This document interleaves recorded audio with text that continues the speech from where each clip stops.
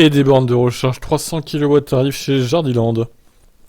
Elles sont facturées au kilowattheure apparemment. L'enseigne spécialisée dans le matériel de jardin va installer des bornes de recharge ultra rapides sur les parkings de ses commerces, contrairement aux bornes traditionnelles qu'on peut trouver chez Auchan, Super U, Carrefour ou encore Leclerc.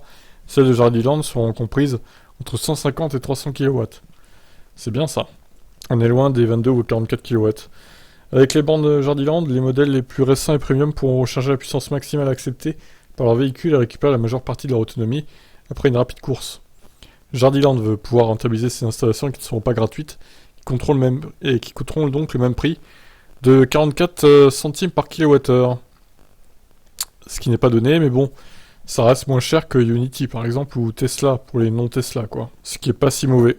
Au moins les automobilistes ne seront pas désavantagés par des tarifs à la minute, comme le fait Auchan sur ses bornes 22 kW.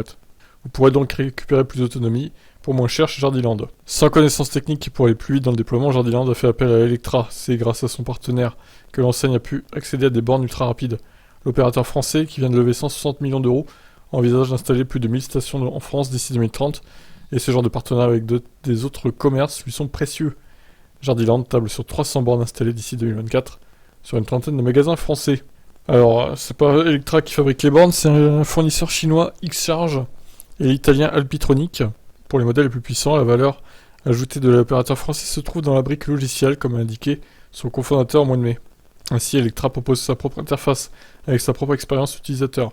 Le logiciel est aussi utile pour pouvoir répartir intelligemment la puissance de charge lorsque plusieurs bornes sont utilisées en même temps. Les paiements des recharges chez Jardiland passeront par carte bancaire. Electra n'a pas prévu d'intégrer de solution de compatibilité avec les cartes de recharge. Bon, c'est bien ça. Bon, évidemment, c'est plus cher que chez nous, mais bon. Au final, 44 centimes pour une borne ultra rapide, je trouve que ça reste acceptable, on va dire. C'est bien plus abordable que la concurrence. Donc c'est une bonne nouvelle. Qu'est-ce que vous en pensez, vous? Ciao.